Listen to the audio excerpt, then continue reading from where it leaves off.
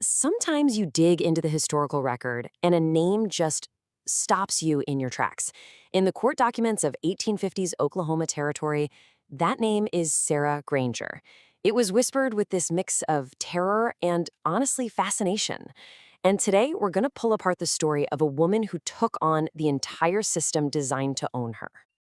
So let's just start with the central puzzle, because it's a wild one. How is it possible that an enslaved woman could physically assault three of her masters, face a jury four separate times, and walk away, never convicted of the main crime?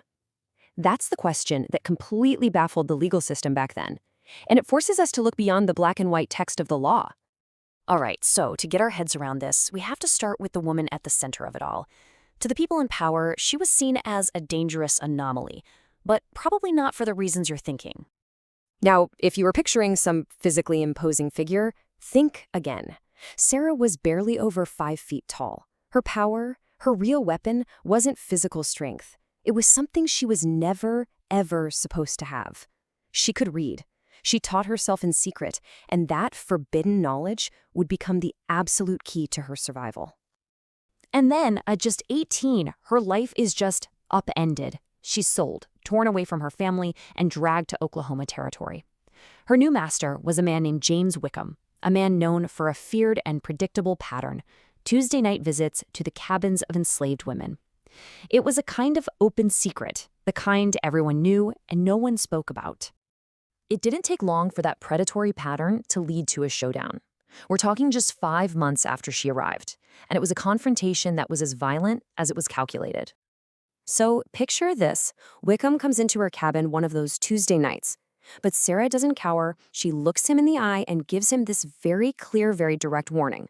The court records say he just laughed. He had no idea who he was dealing with. What happened next was incredibly swift and precise. With a small cotton knife, she permanently injured him.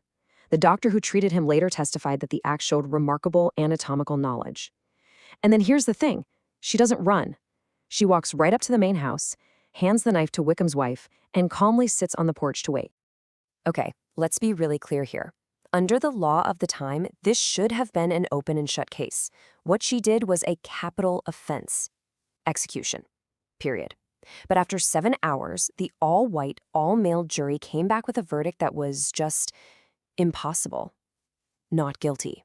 You can just imagine the shock in that courtroom. This was simply not supposed to happen. And if you're thinking, wow, what a 1 in a million fluke, well, you'd be wrong.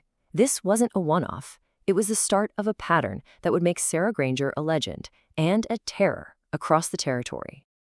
Just look at this. The pattern is undeniable. She gets sold again. Her next owner, Marcus Sheffield, tries the same thing. He meets the same fate. And the verdict? Not guilty. She's sold a third time to Elias Drummond. Same story, same verdict. 3 times. And look at what's happening to her sale price. It plummets. It craters by more than half. Why? Because the word was out. Buying Sarah Granger wasn't just buying a person, it was buying a very specific and now very public risk. She had actually turned the brutal logic of the slave market completely on its head. In her second trial, she actually got to testify. And her words, wow. She completely reframed the whole narrative. She wasn't an attacker, she was a defender. It was this incredibly calm, logical testimony, and it clearly worked on the juries, who just couldn't bring themselves to convict her. So after that third incident, her owner, Elias Drummond, frees her. He'd rather do that than sell her again. Now, she could have just vanished, right? Run for the hills, and who could blame her? But she did the exact opposite. She came back. And that's when everyone found out what this was really all about. She walked 43 miles back into the territory where she was a wanted woman. But she wasn't there for her own trial. She showed up at the courthouse to testify in defense of another woman, Hannah. And she didn't come empty-handed. She brought evidence. And this is the whole game changer. What she brought with her was an archive. Sarah hadn't just been defending herself. She had been meticulously documenting everything. Letters, journals, legal outcomes, anatomical drawings, winning legal arguments. This wasn't just a collection of stories. It was a data-driven, step-by-step playbook for survival. And in that moment, the authorities finally understood. The real threat wasn't Sarah Granger's knife. It was her knowledge. It was this archive. So, since they couldn't get her for assault, they had to invent a whole new way to silence her. Yeah, they couldn't try her for the assaults again. That's double jeopardy. So a special prosecutor named Cornelius Vance went digging and found this dusty, almost forgotten statute, conspiracy to commit mayhem. His argument was essentially that her archive was an organized attack on the very fabric of their society. And get this, a fourth jury hears the case, and they acquit her of conspiracy too. Unbelievable. But the system was determined. If they couldn't nail her on a major crime, they'd get her on a technicality. They put her on trial for mail fraud, for using the Postal Service to share information. And that, finally, is what stuck. So they finally got her, and as the marshals are leading her out of the courtroom, sentenced to prison and permanent exile, she turns to the courtroom gallery and says this. Think about that. She knew. She'd already won. The knowledge was out there, and they couldn't take it back. Her words were powerful, but the system's response was just brutal, grinding cruelty. The sentence was 18 months, but the reality was back-breaking labor in a prison laundry, disgusting food, and a straw mattress on a stone floor. It was all designed to break her, to erase that defiant woman from the courtroom. But here is the beautiful, incredible thing. You can lock up a person. You can break their body.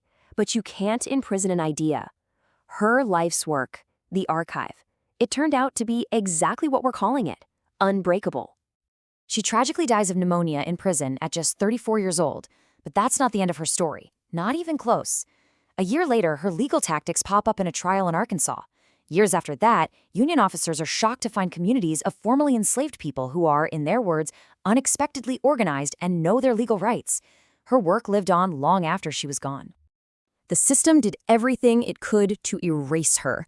Those three masters, they're nothing but footnotes in history.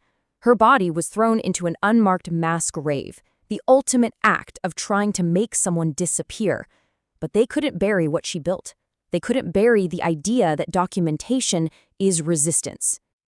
So in the end, her true weapon was never a knife. It was the archive. It was her revolutionary act of taking isolated individual stories and weaving them into a collective body of knowledge. And that just leaves us with a huge question for our own time, doesn't it? In our world, which is drowning in information, what does it really mean to build an unbreakable archive today?